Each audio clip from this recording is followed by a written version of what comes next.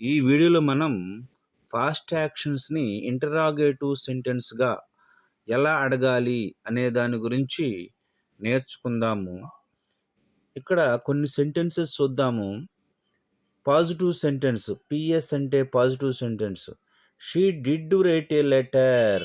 ఆమె ఒక ఉత్తరం రాసినది. దీన్ని ఇంటరాగేటివ్ సెంటెన్స్‌గా మార్చాలంటే డిడ్‌ని ఇక్కడ షీ డిడ్ రైట్ ఏ లెటర్‌లోని డిడ్‌ని సెంటెన్స్ ముందుకు తీసుకురావాలి. అప్పుడు ఈ పాజిటివ్ సెంటెన్స్ వల్ల ఇంటరాగేటివ్ సెంటెన్స్‌గా మారుతుంది. Did she write a letter. ఆమె ఒక ఉత్తరం రాసిందా అవుతుందన్నమాట. ఇంటరాగేటివ్ సెంటెన్స్‌గా మారుతుంది. దీని యొక్క స్ట్రక్చర్ వచ్చి did plus subject plus verb 1. దీన్నే base form of the verb అంటాము. ప్లస్ ఆబ్జెక్ట్ ప్లస్ అదర్ వర్డ్గా ఉంటుంది. ఇది ఇంటరాగేటివ్ సెంటెన్స్ కాబట్టి లాస్ట్లో క్వశ్చన్ మార్క్ పెట్టుకోవాలన్నమాట.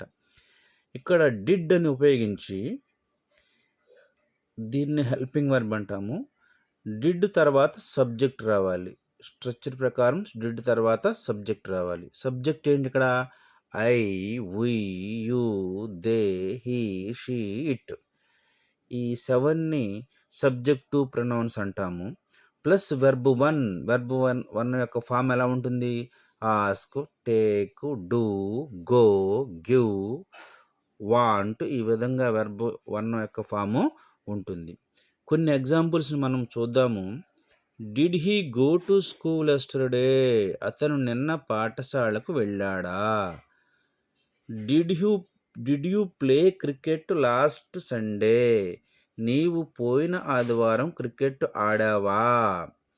Did she sing a song 1 hour ago. ఆమె 1 గంట క్రితం ఒక పాట పాడిందా? Did it eat meat. అది మాంసము తిన్నదా? ఈ విధంగా మనం ఫాస్ట్ యాక్షన్స్ని ఇంటరాగేటివ్ సెంటెన్స్గా అడగవచ్చు.